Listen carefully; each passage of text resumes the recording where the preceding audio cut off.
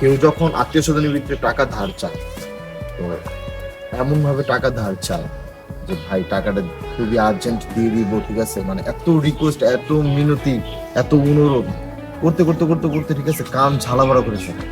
কোনো মালদার যদি কোনো মানে আত্মীয় স্বজন তাদের ভিতরে থাকে, তখন হচ্ছে টাকা পয়সা হচ্ছে লেনদেন যখন হয়ে যায়, সেটা 20,000 হোক 10,000 হোক, তো টাকাটা যখন যে পাওনা ব্যক্তি যখন টাকাটা উঠাতে চায় বা ফোর্স করে, তখন হচ্ছে সে বিভিন্ন রকম ডেট দেয়। ডেট দেওয়ার কারণে হচ্ছে 1 মাস 2 মাস চলে যায়, লজ্জার কারণে টাকা চায় না যে ব্যক্তি টাকা ধার দিয়েছিল। তো এইভাবে চলতে থাকে বিভিন্ন ক্রাইসিস, চলতে চলতে চলতে চলতে হঠাৎ করে হচ্ছে সম্পর্ক নষ্ট হয়ে যায় টাকার জন্য। তো টাকা অবশ্যই সেন্সিটিভ বিষয়, টাকাটা তারা অবশ্যই বুঝে শুনে দিবে, কারণ টাকার জন্য সম্পর্ক নষ্ট হয়।